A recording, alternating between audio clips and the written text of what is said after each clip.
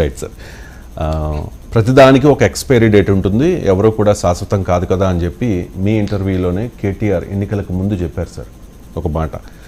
ఆ విధంగానే ఇప్పుడు జగన్మోహన్ రెడ్డి నిన్న జరిగిన ఎడ్యుకేషన్ సమ్మిట్లో ఆ కాంక్లేవ్లో ఒక మాట అన్నారు, ఇప్పటికిప్పుడు దిగిపోవాల్సి వచ్చినా హ్యాపీగా దిగిపోతా అని చెప్పి. అంటే ఎన్నికలకు ముందు జగన్ స్వరంలో ఏదైనా మార్పు వస్తుందని అనుకోవాలా? అంటే రాజకీయ నాయకులు ఇలాంటి ప్రకటనలు చేసి సెల్ఫ్ గోల్ ఇది. ఎందుకంటే నేను కేసీఆర్ అన్నప్పుడు కేటీఆర్ అన్నప్పుడు కూడా చెప్పాను ఇదే మాట, ఎన్నికలకు ముందు చెప్పాడు. మీరు కావాలంటే పాత వీడియోలు చూడండి. ఎప్పుడు యుద్ధ భూమిలో నేను చావడానికి సిద్ధంగా ఉన్నాను అన్నాడు, యుద్ధ భూమిలో నేను చంపడానికి సిద్ధంగా ఉన్నా అన్నాడు. యుద్ధ భూమి యొక్క లక్షణం, యుద్ధ భూమి వేదాంతం కాదు, అది రాజకీయ యుద్ధమైనా ఏ యుద్ధమైనా అక్కడ వేదాంతం పనిచేయదు, ఆడ మీకు లక్ష్యమే పనిచేయాలి.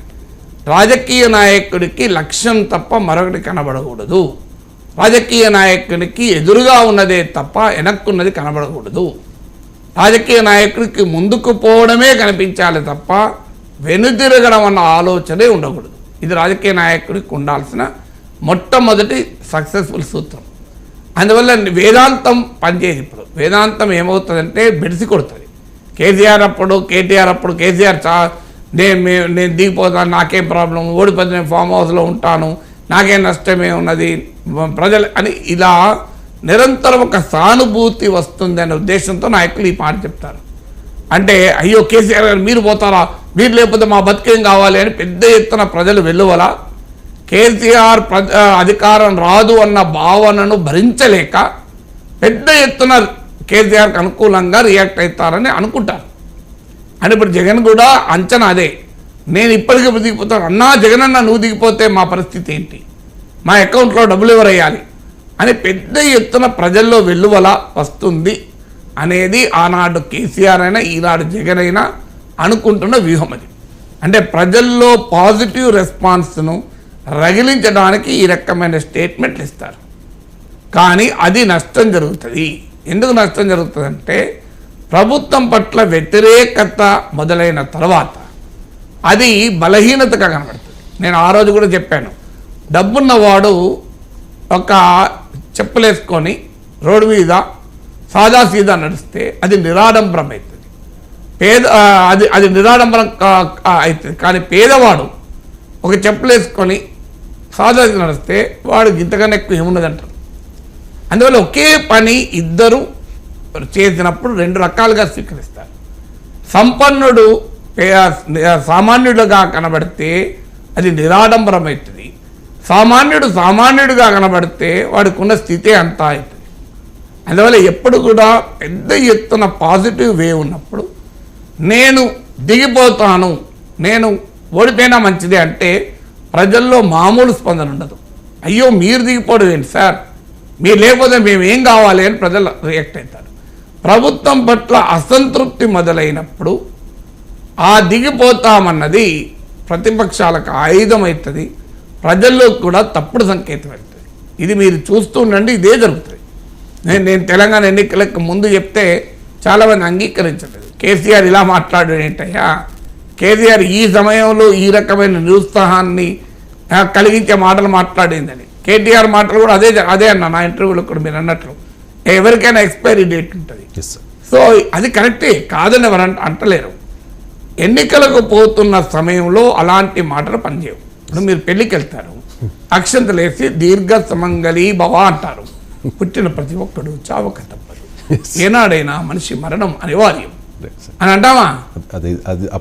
అది నిజం కదా, మరి అసందర్భం నిజమే కదా. పుట్టిన ప్రతి ఒక్కరూ పోక తప్పదు, ఇలా కాకపోతే రేపైనా.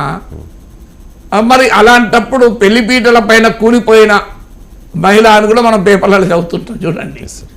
అందుకని అది అలా అంటాం, ఆ దీర్ఘ సుమంగళి భవ అంటాం, ఎందుకంటే పెళ్లి గనక ఆ పెళ్లిలో అదే అనాలి గనక. కానీ ఎన్నికలకు వేళ అదొక పెళ్లి వేళ ఏమనాలి, మరోసారి రెట్టించిన మెజార్టీతో అధికారంలోకి వస్తావు అని దీవించాలి, రావాలి దీవించాలి, వస్తానని చెప్పుకోవాలి. కానీ నేను దిగిపోతే నాకే నష్టం లేదు, ఇప్పుడే హ్యాపీగా దిగిపోతాను అంటే మంచిదండి మేము కూడా హ్యాపీ అంటారు అనేవాడు. సో లేదు నాకే నష్టం అంటే మరి నీకే నష్టం లేనప్పుడు దిగిపోవు. కేసీఆర్ అదే అన్నాడు, నాకేం నష్టం ఉన్నాడు. నీకు నష్టం లేదు కదా, మంచిది, మరి ఓకే థ్యాంక్ యూ అన్నారు. మరి నష్టం లేదుగా నీకు, నష్టం మాకా మరి నీకే లేనప్పుడు అనే భావన పెరుగుతుంది కదా. అందువల్ల ఎప్పుడు కూడా ఎన్నికల్లో అసంతృప్తి ఉన్న సమయంలో ప్రజల్లో ఆ అసంతృప్తిని జయించే మాటలు మాట్లాడాలి తప్ప ఆ అసంతృప్తికి బలాన్ని చేకూర్చే మాటలు మాట్లాడకూడదు. మరి ఐపాక్ వాళ్ళు ఎందుకు చెప్పడం లేదో నాకు తెలియదు జగన్, కానీ కేసీఆర్ అనుభవం చూసాం కదా మనం. కేసీఆర్ సిట్టింగ్లో మార్చకపోతే జరిగిన నష్టం నుంచి జగన్ నేర్చుకున్నాడు, కానీ కేసీఆర్ ఎలక్టోరల్ డిస్కోర్స్ నుంచి మరి ఎందుకు నేర్చుకోలేదో తెలియదు. ఎప్పుడు ఎలక్షన్ల ముందు దిగిపోతాం అనే అపశకనం మనకు ఒక నమ్మకం కూడా ఉంది. పైన తథాస్తు దేవతలు ఉంటారు, మనం ఏం చెప్పినా తథాస్తు అంటారు అని కూడా అంటారు. సో ఆ రకంగా కూడా సెంటిమెంట్ కరెక్ట్ కాదు కదా. నాకు హ్యాపీగా దిగిపోతాను అంటే ఓకే, మరి ఎవరికైనా హ్యాపీ అని తథాస్తు అని అన్నారనుకోండి ఎవరైనా, అది ఏం జరుగుతుంది? అందువల్ల ఒక నాయకుడు ఒక పార్టీకి నాయకత్వం వహిస్తూ ఎన్నికల యుద్ధ క్షేత్రంలో నిలబడి యుద్ధం చేయకూడదు. అలా బేలతనాన్ని ప్రదర్శించినట్లు అవుతుంది. అదే జరిగింది కదా మహాభారత యుద్ధంలో. అర్జునుడు యుద్ధ క్షేత్రంలో నిలబడి తాతలు తండ్రులే కనబడుతున్నారు, కొడుకులే కనబడుతున్నారు, యుద్ధం చేయలేనట్టునే కదా శ్రీకృష్ణ పరమాత్మ భగవద్గీత చెప్పింది. సో అందువల్ల వేదాంతం ఎక్కడ అవసరమో అక్కడే, వేదాంతం అక్కడ కాదు అవసరం. సో ఉదాహరణకు మీకు 60 ఏళ్ళు దాటాక ఈ జీవితంలో ఏముంది? చివరకు మనము పోయేటప్పుడు ఏదైనా తీసుకెళ్తామా? అసలు మనిషి పుట్టడం ఎలా పుడతాడో పోయేది అలాగే పుడతాడు. శరీరము అశాశ్వతము, ఆత్మ శాశ్వతము. ఆత్మ ఒక దేహం నుంచి వెళ్ళి మరో దేహంలో చేరుతుంది. ఈ భవబంధాలన్నీ మనము అనుకుంటున్న భ్రమ మాత్రమే. జగన్ మిథ్య, శాశ్వతమైనది ఇది కాదు. అందువల్ల శాశ్వతమైన ముక్తి వైపు, మోక్షం వైపు వెళ్ళాలి. ఈ మాటలు 70 ఏళ్ళ వయసులో ఉన్నవాడంటే చాలా అందంగా ఉంటుంది, చాలా పరిపక్వతలా కనబడుతుంది. 25 ఏళ్ళు ఉద్యోగానికి ఇంటర్వ్యూకి పోయేటోడికి ఈ మాటలు అన్నాడనుకో, వెంటనే సైకాట్రిస్ట్ దగ్గర పట్టుకుపోతాడు తల్లిదండ్రులు, మా వాడు ఇప్పుడే వేదాంతం చెప్తున్నాడు. సో అందువల్ల స్టాక్ మార్కెట్లో పెట్టుబడులు పెడుతూ సిస్టమ్ ముందు కూర్చొని ఏముంది ఆస్తి ఇవన్నీ మిథ్య అన్నాం అనుకోండి, ఈ వైరాగ్యం పనిచేస్తుందా?